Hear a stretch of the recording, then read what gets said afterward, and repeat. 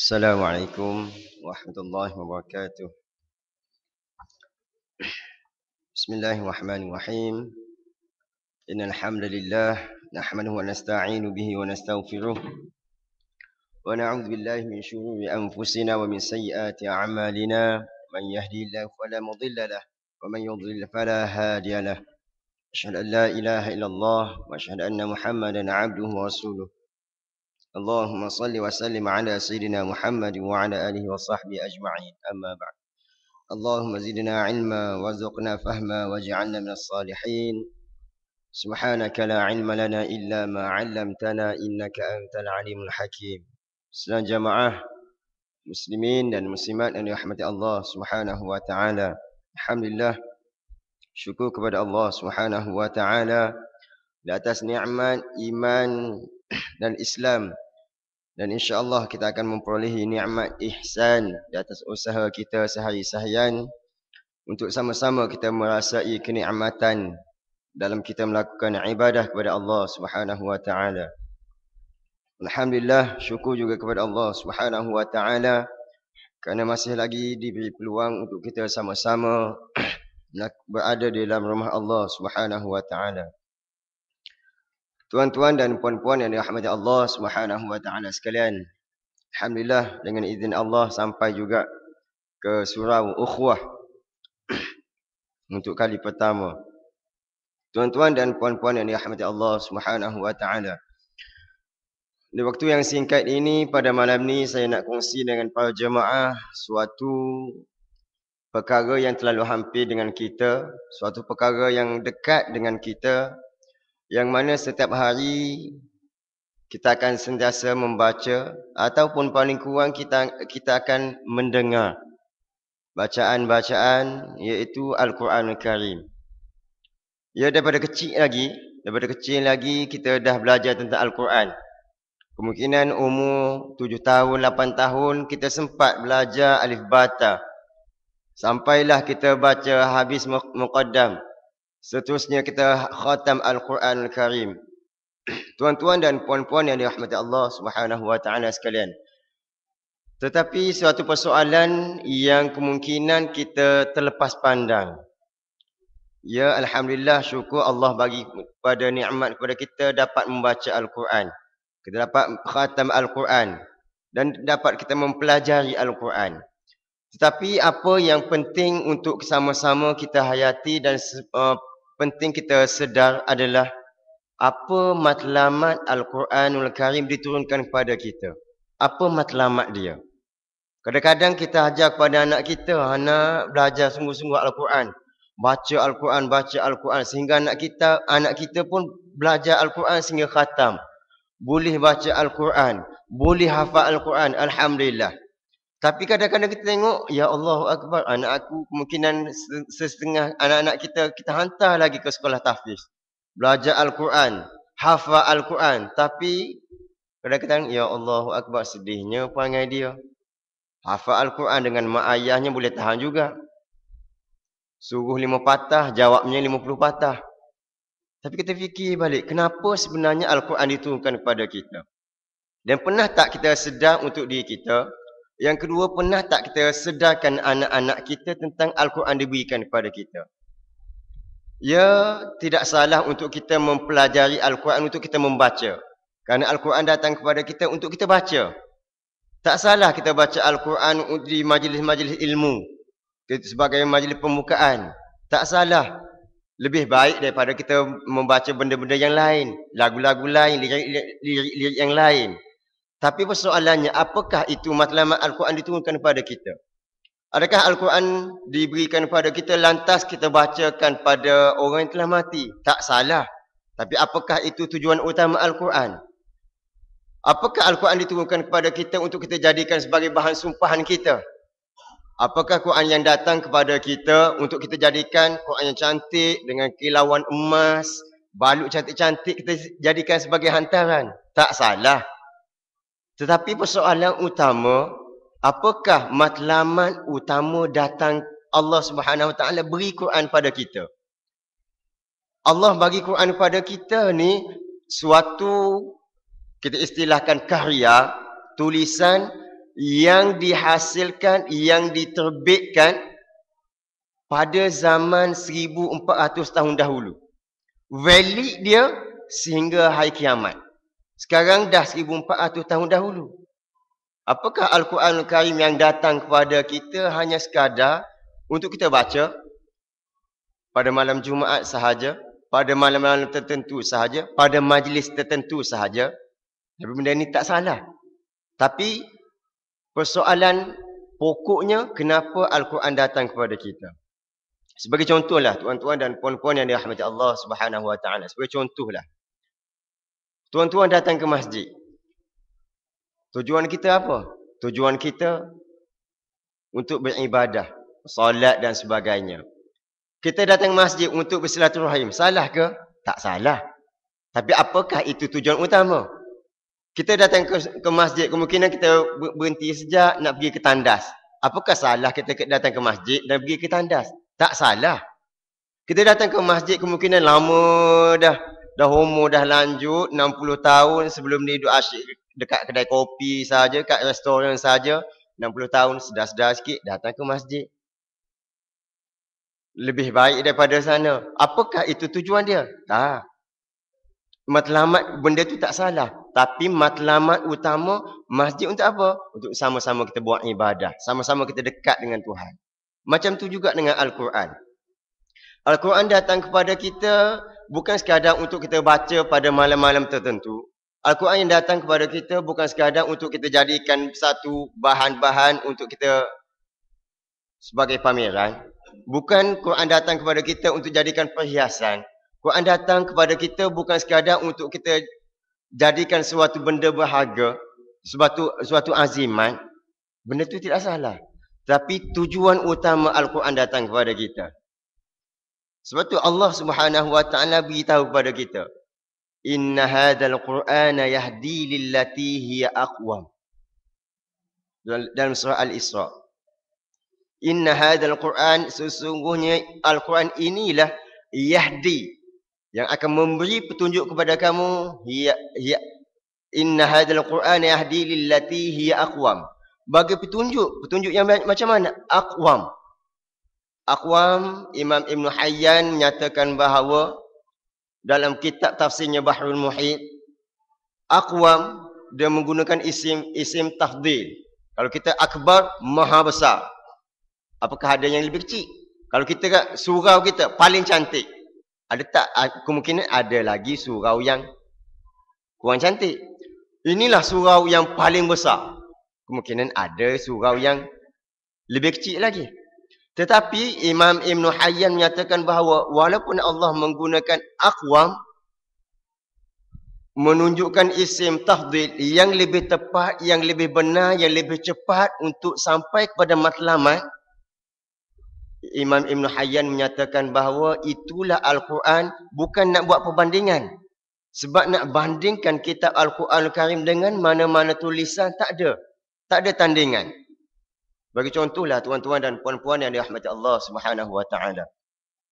Pernah tak kita baca apa-apa siapa-siapa penulis, profesor ke, apa peringkat profesor tinggi-tinggi ke, ataupun orang bawahan sekalipun, orang Malaysia ke, orang Barat ke, orang apa lagi, orang Arab ke, berani tak sesuatu tulisan dia tulis, inilah karya aku yang paling agung, yang tidak akan boleh dipertikaikan hujah-hujah dan keterangan aku. Apa yang aku tulis dalam buku ni 100% benar lagi benar. Tak ada yang benar kecuali yang benar. Pernah tak kita jumpa? Tak ada tuan-tuan. Tak ada. Walaupun orang tu hebat macam mana sekalipun, kalau dia tulis macam tu, dia buat 1 jilid, orang buat 10 jilid, hentam balik kesalahan-kesalahan dalam buku dia. Tetapi dalam Al-Quran Al-Karim awal-awal lagi Allah dah beritahu, Alif Lam Mim, Dzalikal kitabu la raiba fih. Alif Lam Mim itulah Dzalikal kitab, itulah Al-Kitab, itulah Al-Quran, la raiba fih, tiada keraguan padanya. Kalau kita tak ada keraguan dari sudut faktanya, dari sudut susunan ayatnya, dari sudut apa lagi? Dari sudut bahasanya, dari sudut lurahnya, dari sudut pelbagai sudut. Kalau kamu rasa Al-Quran ni ada keraguan, silakan. Sehingga kan Allah Subhanahu Wa Taala dia bagi statement dalam Al-Quran ni tak ada kesalahan. Tak ada keraguan. Ragu pun tak ada, apatah lagi kesalahan. Allah cabar orang kafir. Afala yatadabbaruna al-Quran. Wahai orang kafir ataupun orang-orang yang tak beriman ataupun orang yang masih ragu-ragu tentang kebenaran Al-Quran, Allah sebut, afala yatadabbaruna al-Quran. Apakah kamu tidak melihat, tidak memerhatikan, tidak mengkaji, tidak meneliti Al-Quran? Walau kana min 'indi ghairillahi lawajadu fihi ikhtilafan katsira. Kalaulah Al-Quran ni bukan datangnya daripada Allah Subhanahu Wa Taala, nescaya bila kamu cek, kamu selidiki, kamu kaji, kamu melakukan penyiasatan pada Al-Quran, lawajadu fihi ikhtilafan katsira. Mesti, pasti kamu akan jumpa dalam Al-Quran pecanggahan-pecanggahan yang banyak. Lawajadu fihi ikhtilafan katsira. Kalau kamu rasa kamu ragu-ragu tentang Al-Quran, Allah cabar. Tunjuk pada orang Islam mana keraguan yang ada pada Al-Quran. Tu baru gentleman. Bukan sekadar cakap, saya ni orang hebat tapi jangan tanya soalan. Yang tu boleh hebat lagi. Kan? Saya ni adalah penceramah yang paling hebat. Tapi soalan, no way Belum hebat lagi. Tapi, sebagai contohlah, saya lah penceramah yang hebat. Okey, nak tanya soalan, tanya. Saya akan jawab berdasarkan dalil Al-Quran, dalil hadis yang sahih, dengan pendapat-pendapat ulama, dengan kitab-kitab tertentu. Kita pun dengar, kita pun tanya soalan, dia pun jawab, tup Al-Quran ni, ayat ni, hadis ni, kata ulama ni. Kita pun, ya Allah Akbar. Barulah, hebat Macam itulah Al-Quran. Dia awal-awal dia beritahu dalam Al-Quran ni tiada raiba fih. Dalam Al-Quran dia cerita tentang apa? Dalam Al-Quran dia cerita tentang umat terdahulu. Nabi Muhammad sallallahu alaihi wasallam hidupnya, majoriti hidup Rasulullah sallallahu alaihi wasallam hidup di bumi Mekah, bumi Madinah dan selebih sikit-sikit sahaja di Taif, di Syam dan sebagainya. Itu hanya sedikit sahaja. Rasulullah sallallahu alaihi wasallam tak pernah berguru dengan manusia lain kecuali dengan malaikat Jibril alaihi salam. Tetapi Nabi Muhammad sallallahu alaihi wasallam boleh cerita benda yang berlaku tempat yang jauh. Boleh cerita sesuatu perkara yang dilalui oleh umat-umat yang terdahulu. Kalau kita lihat pada hari ini, tuan-tuan dan puan-puan, apa yang Nabi kita Muhammad sallallahu alaihi wasallam ceritakan, kajian-kajian hari ini membenarkan. Allahu Akbar. Kalau kita lihat buku Harun Yahya, kaum yang pupus, umat yang pupus ataupun kaum yang pupus, tajuk buku dia. Menceritakan, tengok-tengok, ya Allah, apa yang Nabi cerita tentang umat-umat yang terdahulu, hari ini betul. Tu cerita-cerita yang terdahulu. Nabi Muhammad sallallahu alaihi wasallam cerita juga dalam Al-Quran. Nabi Muhammad bukan saintis. Nabi Muhammad tak ada makmal. Nabi Muhammad tak ada fakulti yang menyiasat tentang langit. Tapi Nabi Muhammad sallallahu alaihi wasallam boleh cerita apa yang berada di langit. Nabi Muhammad sallallahu alaihi wasallam boleh cerita apa yang ada dalam kandungan. Nabi kita Muhammad sallallahu alaihi wasallam melalui Al-Quran boleh menceritakan apa yang tidak dapat dilihat oleh mata kasar. Allahu Akbar. Kalau kita lihat, sebagai contoh, kita baca buku Quran Saintifik. Siapa tulis? Dr. Daniel Zainal Abidin. Quran Saintifik. Quran yang Nabi Muhammad sallallahu alaihi wasallam baca 1400 tahun dahulu, pada hari ini cerita-ceritanya adalah bertepatan dengan apa? Dengan realiti, kenyataan. Sebagai contohlah. Sebagai contoh kajian sains. Apabila Al-Quran menceritakan tentang cahaya. Bila Al-Quran ceritakan tentang matahari, Allah Subhanahu Wa Taala menggunakan perkataan siraja. Siraja pelita yang menerangi. Tetapi bila Allah Subhanahu Wa Taala cerita tentang bulan, Allah tidak menggunakan siraja, tapi Allah menggunakan munira.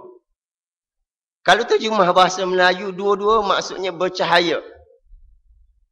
Hebatnya pemilihan kata-kata Allah Subhanahu Wa Taala. Allah pilih siraja. Nabi Muhammad sallallahu alaihi wasallam tak naik ke langit, tak tengok matahari, tapi saintis pada hari ini menceritakan bahawa siraja adalah perkataan bercahaya. Tetapi siraja bercahayanya adalah sumber daripada diri dia sendiri. Kan kita belajar sains kan? Matahari melakukan pembakaran, akhir sekali dia membebaskan haba dan cahaya sampai ke bumi. Alhamdulillah. Itu wasyams, matahari menggunakan kalimah siraja. Tapi bulan Allah Subhanahu Wa Taala menggunakan munir, nur, cahaya juga. Bezanya al-qamar ni, bulan ni, dia memberi cahaya, tapi cahaya yang bukan dia sendiri proses. Malah munir memberi maksud cahaya yang dapat daripada sumber yang lain, kemudian dipantulkan balik. Bertepatan tak dengan apa yang sains katakan pada hari ini? Allahu Akbar. Nabi cerita, Nabi tak naik ke langit. Nabi bukan astronomi, bukan yang jadi angkasawan, tapi Nabi Muhammad sallallahu alaihi wasallam boleh cerita apa yang ada di langit. Tuan-tuan dan puan-puan yang dirahmati Allah Subhanahu Wa Taala. Hebatnya lagi Al-Quran. Kalau kita nak kritik tentang Al-Quran dari sudut bahasa lagi, Allah Subhanahu Wa Taala memberikan pemilihan bahasa yang cukup tepat. Sebagai contoh, bila Allah Subhanahu Wa Taala memberikan gambaran dalam keadaan darurat, sebagai contoh kita terlepas dalam hutan ke apa, tengok-tengok tak ada benda dah. Nak makan kayu, pokok kayu pun kemungkinan dah tinggal yang beracun. Nak makan pokok kayu pun dah tak ada ke, sebagai contoh, padang pasir ke. Masa tu tak ada bahan makanan. Nak hidup, Allah suruh jaga hifzul nafs, kena jaga jiwa kita. Masa tersebut ada babi sebagai contoh. Dipersilakan. Tapi jangan buat BBQ sudah. Ambil sekadar cukup untuk nak makan. Allah menggunakan kalimah famanitturra ghaira baghin wala 'adin. Sesiapa yang dalam keadaan famanitturra. Cuba lihat. Senang tak nak sebut? Famanitturra. Alif, dad, ta. Famanitturra. Nak sebut pun payah tuan-tuan dan puan-puan. Macam itulah keadaannya dalam keadaan terdesak. Famanitturra. Sepik, tertekan, terpaksa, barulah boleh. Boleh makan benda yang diharamkan dalam keadaan darurat. Hebatnya Al-Quran Al-Karim. Kemudian lagi, bila cerita tentang Al-Quran tu dari sudut kata, suku kata. Pemilihan perkataan pula dalam Al-Quran, Allah Subhanahu Wa Taala menggunakan sebagai contoh. Bila Allah menceritakan tentang orang kafir, Allah menggunakan fahabitat a'maluhum. Maka Allah hapuskan amalan-amalan mereka. Dia buat baik macam mana sekalipun, dermawan sekali banyak mana yang dia dermakan semasa dia hidup, Allah beritahu fahabitat a'maluhum. Kalau kita tengok terjemahan, terhapuslah. Allah menghapuskan amalan-amalan mereka. Kenapa Allah tak menggunakan fabatalat a'maluhum? Fakusirat a'maluhum. Allah menghancurkan, Allah membatalkan amalan-amalan mereka, kebaikan-kebaikan mereka. Tapi Allah menggunakan perkataan fahabitat a'maluhum. Sebabnya apa? Sebab habitat memberi gambaran hapus. Tetapi hapusnya kemungkinan hari ini, kemungkinan esok, kemungkinan hari akhirat nanti. Itu yang pertama. Yang kedua, hapus juga. Allah hapuskan, tetapi hapus pada hari akhirat nanti dengan maksud dekat dunia ni, fahabitatun naqah. Bahasa Arab ni habaratun naqah maksudnya unta yang mati, tapi matinya dalam keadaan gemuk, nampak sehat, tetapi berpenyakit di dalamnya. Tuan-tuan dan puan-puan yang dirahmati Allah Subhanahu wa taala. Menggunakan perkataan, pemilihan perkataan. Allah menggunakan fahabitat a'maluhum, nak beritahu wahai orang Islam, walaupun kamu tengok orang kafir ni, ya Allah, dia tak semayang. Kamu orang Islam pagi, petang, siang, malam 5 kali waktu, 5 kali sehari kita semayang. Kita tengok orang kafir tak sembah Tuhan, tak semayang pun. Tengok kaya raya, lebih mewah lagi. Kadang-kadang anak-anak remaja, ya Allah Akbar. Ustaz, saya pagi, petang, siang, malam saya solat 5 waktu tak tinggal. Qiyamul lail saya semayang. Tahajud tak tinggal. Tapi saya tengok kawan saya semayang pun tak satu dom. Kawan saya ustaz tak solat pun. Tengok result, tengok dia baca 2-3 kali. Ya Allah, boleh ingat terus. Boleh ingat terus jawab exam. 4 flat 3.9. Saya ni ustaz, solat tak tinggal, tahajud, baca juga ustaz. Tapi 10 kali belum tentu masuk ustaz. Sebab tu Allah menggunakan fahabitat a'maluhum. Wahai orang Islam, yes, kamu nampak itu. Kamu nampak orang kafir ni gemuk, kaya, tapi dalamnya kosong. Tuan-tuan dan puan-puan yang dirahmati Allah Subhanahu wa taala. Sebab itulah antara kata-kata hikmah, antara 3 perkara yang tak boleh dibeli. Antaranya sebagai contoh, salah satunya tidur yang nyenyak. Tidur yang nyenyak. Apakah kita nak dapat tidur yang nyenyak, tuan-tuan dan puan-puan? Bertahun-tahun kita tidur. Apakah kita boleh tidur dengan nyenyak dengan syarat bilik tu sejuk? Ada aircon, katil yang tebal, nyaman, sunyi. Adakah itu syarat untuk kita boleh tidur dengan nyenyak? Bukan kan? Kita tengok, minta maaf lah, kadang-kadang orang yang minta sedekah semua, yang jalanan, yang tak ada rumah.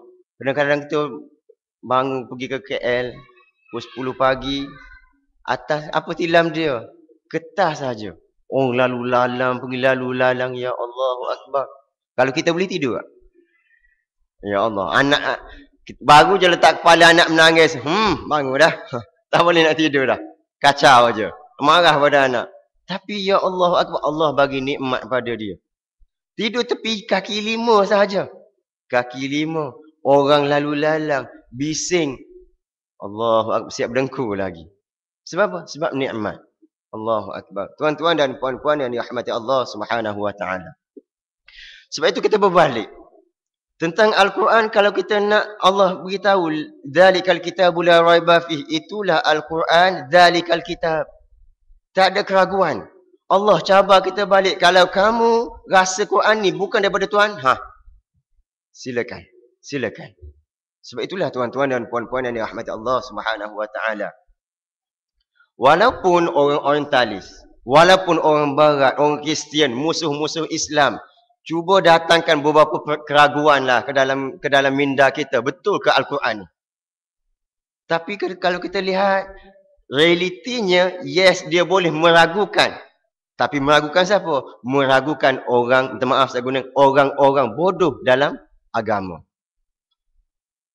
Orang-orang musuh-musuh Islam tak dapat nak mengelirukan, tak dapat nak memesongkan orang-orang yang ada ilmu. Sebab itu tuan-tuan dan puan-puan, kalau kita lihatlah, kebanyakan orang Islam murtad. Ulama ke orang awam? Orang awam kan? Yang dalam kesempitan, yang tak mengaji agama, masjid tak tahu kat mana, setrika sejadah tak pernah sentuh. Tapi pernah tak kita dengar ulama besar, ulama masuk Kristian? Pernah dengar tak? Tak pernah. Tapi pernah kita dengar tak? Pederi besar masuk Islam? Pernah kan? Selalu kita dengar. Allahu Akbar. Sebab apa? Sebab Al-Quran memberi hidayah. Sebab apa? Antara contohnya kenapa orang Islam masuk terlibat dengan murtad sebab dia tak ada agama, dia tak ada ilmu. Tapi bila orang tu mencari ilmu, dia akan berjumpa dengan Islam.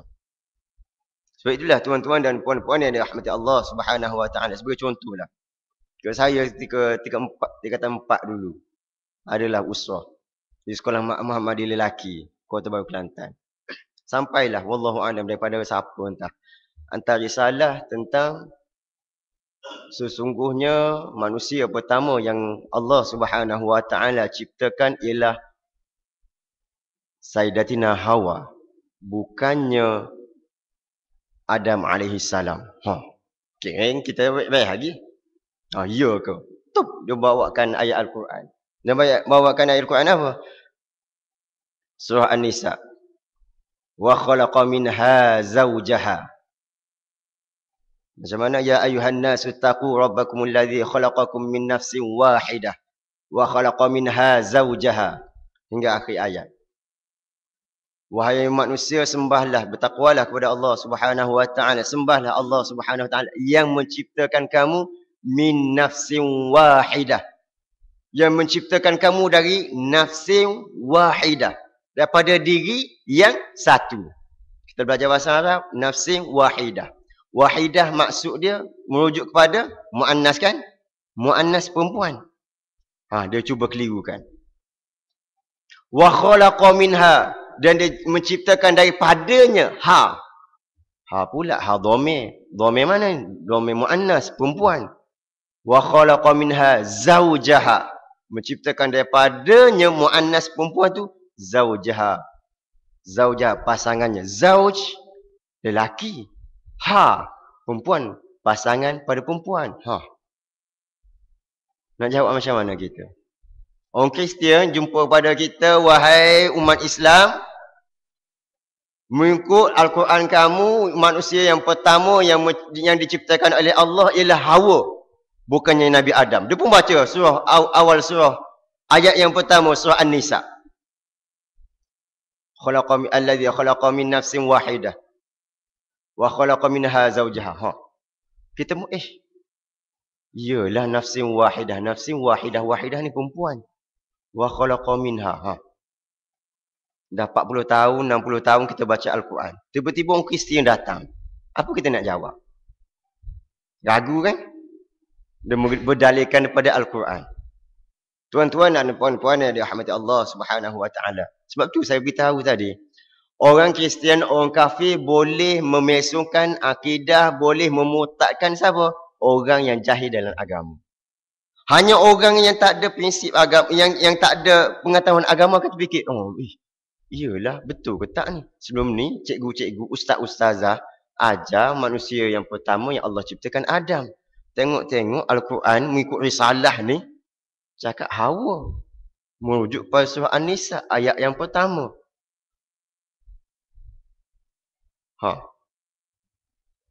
Macam mana kita nak jawab? Tuan-tuan dan puan-puan yang dirahmati Allah Subhanahu Wa Taala. Dia menggunakan, yes, betul, wahidah perempuan. Tetapi kalimah nafsun. Nafsun adalah kalimah muannas dah. Sebagai contoh, asyams. Asyams, benda yang benda bukan hidup, yang tak bernyawa. Dalam bahasa Arab, dia menggunakan, dinisbahkan kepada dia adalah benda muannas. Asyams. Asyams muannas. Adakah matahari itu perempuan? Tak ada jantina, tak kahwin pun. Al-Qamar, bulan, muannas juga. An-nafs, diri manusia juga adalah muannas. Jadi benda tu adalah suatu, bila muannas, sifat dia kena muannas. Barulah, okey ustaz. Saya pun masa tu, ya Allah, dengar jumpa ustaz betul tak apa artikel ni, dia ustaz pun cerita-cerita. Ni sudut bahasa ni.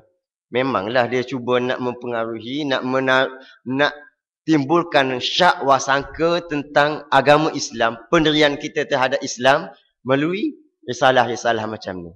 Iyalah, kamu baru tingkatan 4, tak tahu lagi belajar nahwu saraf pun tak mantap lagi. Kalau kamu tak tanya ustaz, memang kita ni orang kita, orang Melayu ni, jumpa benda pelik ni, waktu itu bahasa Kelantan dah. Benda yang pelik tu yang kita rasa, benda ni kena sebar ni, kena post kat Facebook ni, kat Twitter ni. Sabar dulu. Tengok benda tu betul ke tak dulu. Semak dulu.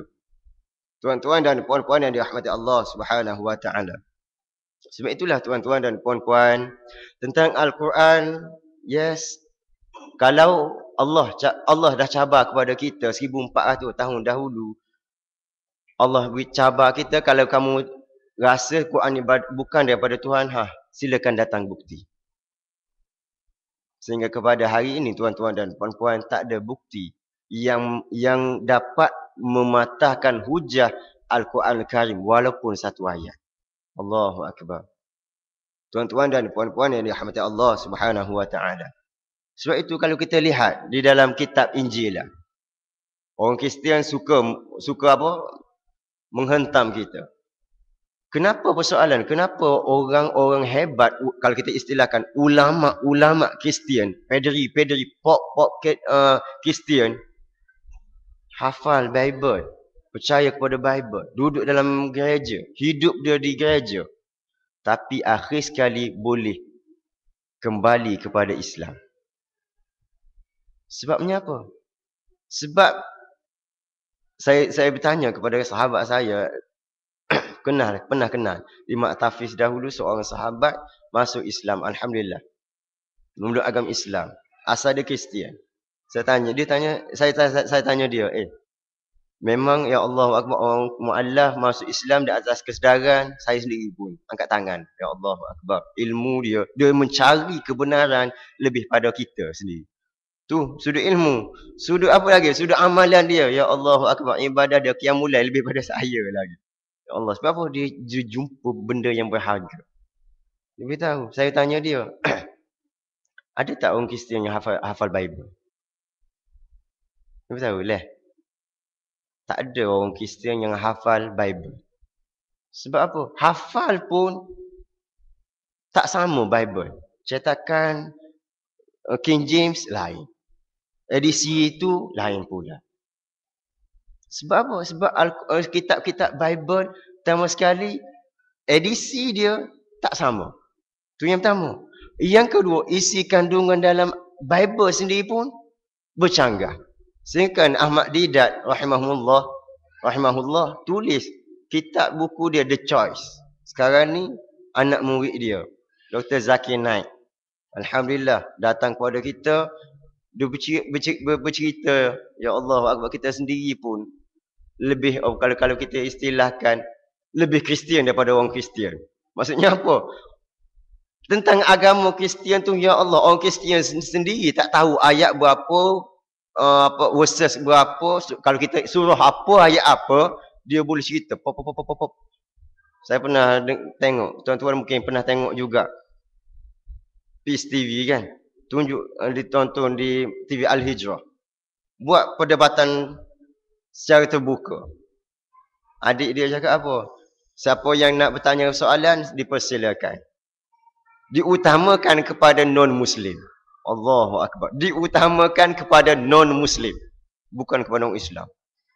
Non-Muslim bangun, perempuan bangun, lelaki bangun, menyatakan persoalan. Kadang-kadang kita ni, ya betul ke tak? Tapi bila dia jawab, ya Allah Akbar, pap, Allahu Akbar, senang saja dia nak patahkan hujah.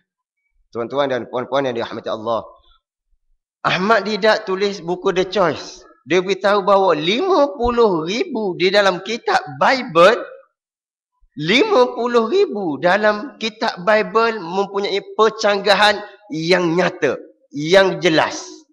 50,000 kitab suci, kalam Tuhan mereka beritahu. Sebagai contohlah, peperangan Nabi Daud alaihi salam. Peperangan Nabi Daud alaihi salam, antara tentera Nabi Daud alaihi salam melawan, kalau dalam Al-Quran, melawan Jalut. Talut baik, Jalut jahat. Dalam kitab Bible tulis bahawa tentera Nabi Daud alaihi salam 10,000 orang. Satu part. Surah yang lain pula 100,000 orang. 10,000, 100,000. Orang Kristian hujah. Kemungkinan silap cetak kot.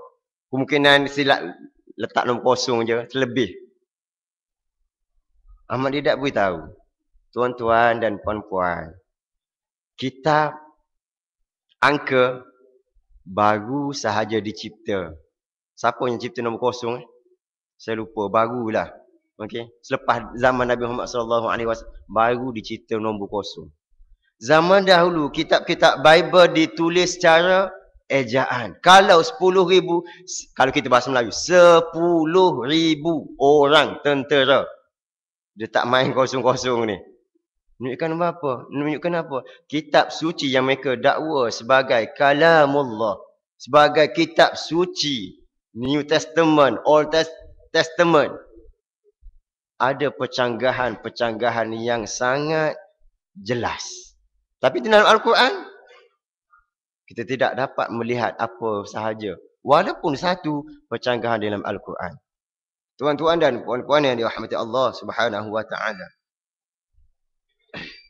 Kita ni macam mana? Azan dulu ke? Terus. Sampai berapa biasa? Oh, ikut suka hati saya sampai subuh. Okey, insya-Allah kita sambung sikit lagi. Tuan-tuan dan puan-puan yang dirahmati Allah Subhanahu wa ta'ala. Al-Quran. Al-Quran yang datang kepada kita nak bagi hidayah. Kembali kepada tajuk perbincangan asal kita. Nak bagi hidayah. Nak bagi hidayah untuk siapa? Untuk seluruh manusia. Al-Quran datang ke bumi bukan untuk orang Islam sahaja. Al-Quran datang ke bumi bukan untuk orang Melayu sahaja. Tetapi Al-Quran datang kepada kita untuk seluruh manusia. Sebab apa? Allah utuskan Rasulullah sallallahu alaihi wasallam, "Wa ma arsalnaka illa rahmatan lil alamin." Tidak aku utuskan kamu wahai Muhammad kecuali apa? Kecuali memberi rahmat, keselamatan, kesejahteraan kepada rahmatan lil alamin, kepada seluruh alam. Tuan-tuan dan puan-puan yang dirahmati Allah Subhanahu wa taala. Sebab tu nak bagi hidayah, Allah beritahu dalam surah Al-Qamar, "Walaqad yassarnal Qur'ana lidzikri fahal mim muddakir." 4 kali Allah sebut, "Walaqad yassarnal Qur'ana lidzikri." Walaqad, demi sesungguhnya, lam qasam qaf taukid. Nak beritahu, demi sesungguh-sungguhnya, yassarnal Qur'an, kami mudahkan Al-Quran lidzikri, untuk beri peringatan. Mudah macam mana? Para ulama sebagai contoh Imam Al-Qurtubi nyatakan bahawa mudahnya Al-Quran, mudah nak baca. Terutamanya kita ni lidah Melayu ni. Allahu Akbar. Nak beritahu semua bangsa boleh baca Al-Quran. Pelat-pelat tertentu tu dimaafkan dah. Mudah nak baca. Kalau orang cakap payah, bohong. Yang kedua, walaqad yassarnal Qur'ana lidzikr, mudah dari sudut nak faham. Al-Quran datang, semua orang boleh faham. Walaupun dia belajar bahasa Arab atau tak belajar bahasa Arab, dia ulama atau tak ulama, dia tetap boleh faham tentang Al-Quran. Orang tua, orang muda, kanak-kanak boleh faham tentang Al-Quran. Tapi mengikut darjat-darjat tertentulah. Al-Qurtubi menyatakan lagi, walaqad yassarnal Qur'ana lidzikr, mudah dia sudah apa? Mudah nak hafal. Oh, kita betul ke ni? Ni janji-janji Allah Subhanahu wa taala. Hafal Quran mudah. Dan mudah juga nak hilang. Tu beza dia. Kalau kita hafal hadis, payah nak ingat. Tapi bila ingat, insya-Allah panjang. Orang hafal Quran, mudah ingat, mudah hilang. Sebab dia firman Allah. Hafal hadis, baca dah cari ingat betul-betul, tinggal pun baca 5 tahun akan datang, insya-Allah ingat lagi lah. Tuan-tuan dan puan-puan yang dirahmati Allah Subhanahu wa taala. Sehingga kan nak bagi hidayah, Allah beritahu, sumpah 4 kali, walaqad yassarnal Qur'ana lidzikr, 4 kali dalam surah Al-Qamar, penekanan Quran mudah untuk kamu faham. Sehingga kan Pak Ibn Abbas radhiyallahu an nyatakan nak faham Al-Quran 4 kategori. Faham dari sudut orang bahasa orang Arab. Dia baca Al-Quran dah faham dah. Yang kedua, orang apa dia? Orang awam. Orang awam baca sebagai contoh, baca terjemahan dah faham isi kandungan Al-Quran. Yang ketiga, orang ulama. Ulama. Bila Al-Quran ni dibacakan, ulama faham tentang isi kandungan Al-Quran. Yang keempat, yang tak ada siapa-siapa faham tentang Al-Quran kecuali Allah. Bercontoh Alif Lam Mim. Tak ada siapa yang tahu apa maksud dia. Tuan-tuan dan puan-puan yang dirahmati Allah Subhanahu wa taala. Allah beritahu walaqad yassarnal Qur'ana lidzikr. Allah mudahkan Al-Quran untuk bagi peringatan, untuk baca, faham dan amal sehingga hafal. Allah tanya balik, fahal mim muddakir. Fahal maksudnya ingkari. Kenapakah kamu wahai manusia, aku bagi dah Quran yang mudah. Mudah kamu nak faham, mudah kamu nak baca, mudah kamu nak hafal, mudah kamu nak amal. Fahal mim muddakir. Tetapi kenapa kamu tak nak bagi peringatan? Kenapa kamu tak ambil pengajaran? Mengapa kamu tak ambil iktibar? Dalam surah Al-Qamar, fahal mim muddakir, Allah ulang 6 kali. Allahu Akbar. Apa matlamat Allah ulang? Walaqad yassarna 4 kali, fahal mim muddakir 6 kali. Allah buat dalam Al-Quran, tulis Al-Quran bukan sia-sia. Nak beritahu apa? Ya Allah, peliklah kamu wahai manusia. Pelik dan pelik bin ajaib lah.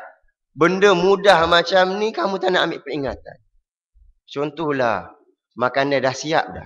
Dah hidang dah, cik, makan cik. Kita pun datang dulu. Tugas kamu ambil, guna tangan, masukkan dalam mulut, kunyah, telan. Makanan dah ada, special. Tapi yang tu pun tak nak lagi. Kalau kita pelik lah. Alah, apa payahnya ambil, letak dalam mulut, kunyah-kunyah, telan. Selesai. Nak beritahu Al-Quran, Allah pelik ni yang manusia fahal mim muddakir. 6 kali Allah ulang. Tuan-tuan dan puan-puan yang dirahmati Allah Subhanahu wa taala sekalian. Sebab itu Al-Quran nak bagi hidayah, semua orang boleh dapat hidayah daripada Al-Quranul Karim. Siapa-siapa sahaja nak dapat baca Al-Quran, nak dapat hidayah, Allah pemudahkan. Walaqad yassarnal Quran. Sedangkan Al-Quran layak sesuai dibaca oleh semua golongan. Kecil, besar, tua, muda, laki, perempuan, orang miskin, orang kaya, orang bawahan, orang atasan. Semua boleh mendapat hidayah daripada Al-Quran Al-Karim. Tetapi tuan-tuan dan puan-puan yang dirahmati Allah, saya ambil perbandingan sikit. Kitab Bible. Kitab Bible, Padri sendiri menyarankan jangan bagi kitab Bible kepada kanak-kanak. Kerana ia boleh merosakkan kanak-kanak tersebut. Kenapa? Pelik kan? Sehingga kan ada satu buku dalam bahasa Inggeris, ditulis khas kelucahan Bible. Kenapa? Sebab dalam Bible, tuan-tuan dan puan-puan yang dirahmati Allah Subhanahu wa taala, kalau ada anak-anak yang belajar tentang comparative religion, perbandingan agama, contoh dekat UIA yang ada. Dalam kitab Bible menceritakan, saya baca yang terjemahan, Bible yang Melayu. Bila baca Bible, dia menceritakan nak cari cerita zina, cari dalam Bible. Nak cerita tentang liwat, cari dalam Bible. Nak cari cerita tentang sumbang mahram, ada dalam Bible. Bukan takat cerita, tapi menggambarkan bagaimana, ya Allahu Akbar, minta maaf, kalau seorang remaja baca, boleh naik syahwat dia. Dia bagi perumpamaan, bayangan bagaimana berlakunya perzinaan. Sebagai contoh, dia menggambarkan Nabi Ayub alaihi Nabi Lut alaihi salam melakukan perzinaan dengan 2 orang anaknya dengan pendetilan yang sangat melucahkan. Cuma saya tak sempat kitab apa, surah apa, ayat apa. Tuan-tuan boleh cari. Ada juga dalam buku The Choice, Ahmad Deedat. Dalam kitab Bible juga cerita tentang kecantikan wanita. Minta maaf. Kecantikan wanita memang wanita ni zujnalin nas, satu perhiasan. Cantiknya perempuan. Dia menggambarkan perempuan ayatnya ya Allahu Akbar macam ayat novel-novel cerita playboy yang kalau lelaki baca boleh naik syahwat.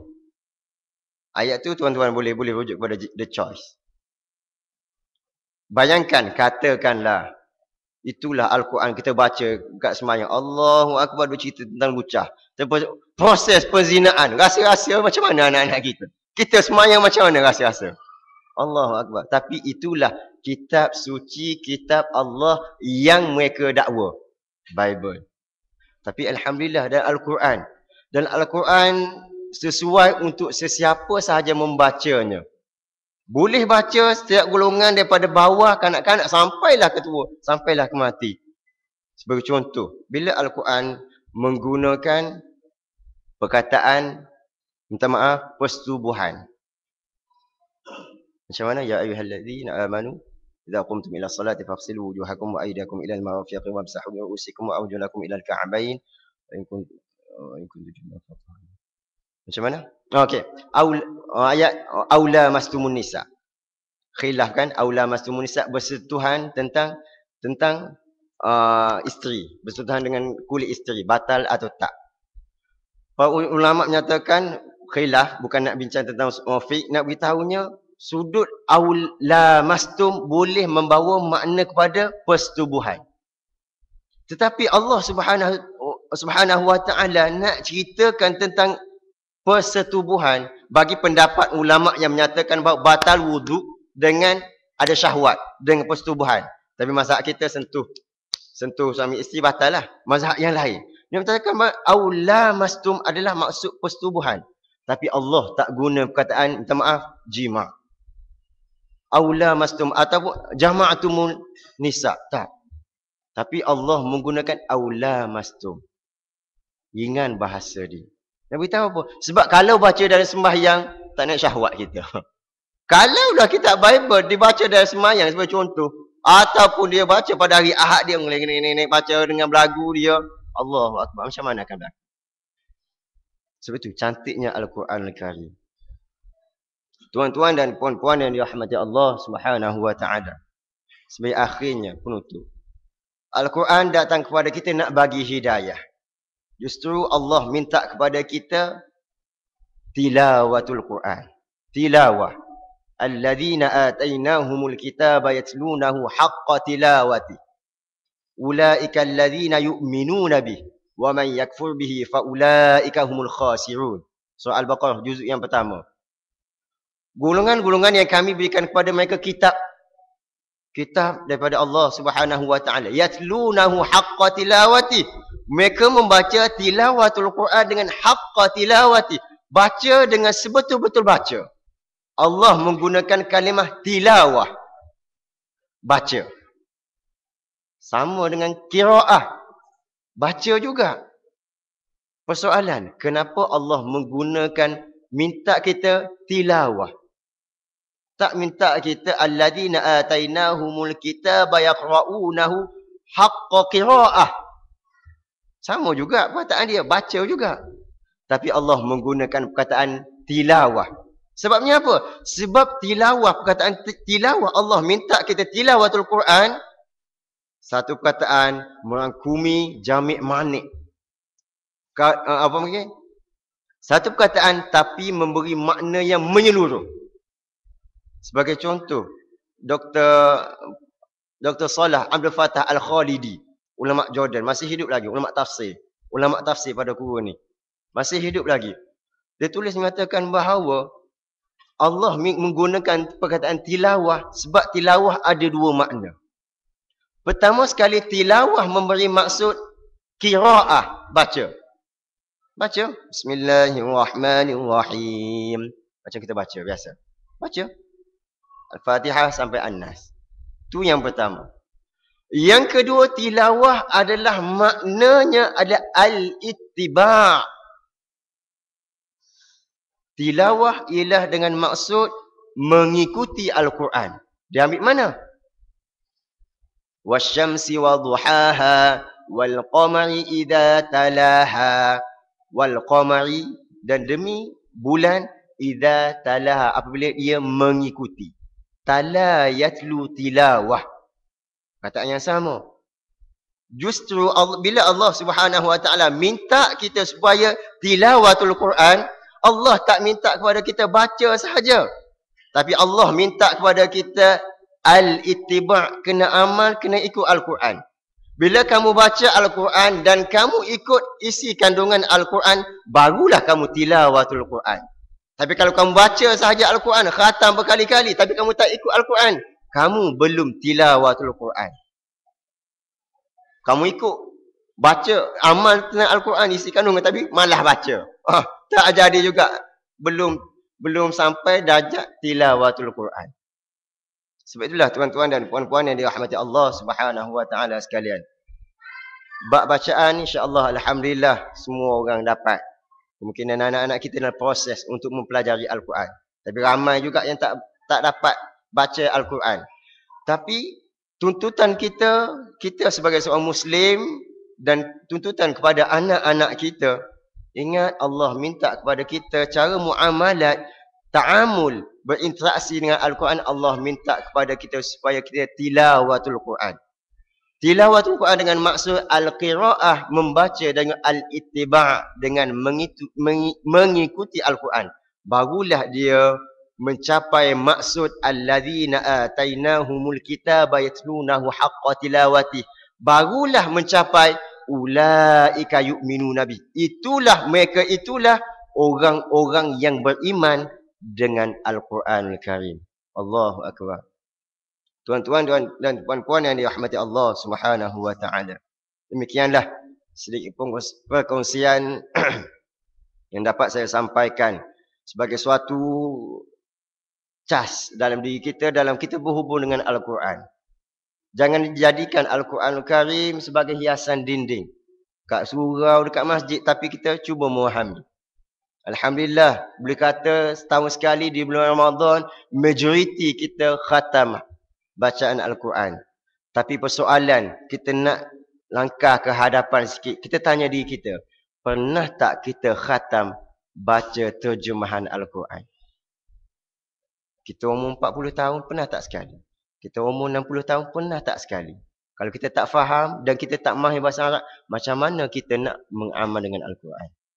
Tuan-tuan dan puan-puan yang dirahmati Allah Subhanahu Wa Taala, semoga pesanan tentang Al-Quran dapat menjadikan kita seseorang hamba Allah Subhanahu Wa Taala yang dijanjikan oleh Allah Subhanahu Wa Taala sebagai ahlillah, sebagai golongan keluarga daripada Allah Subhanahu Wa Taala.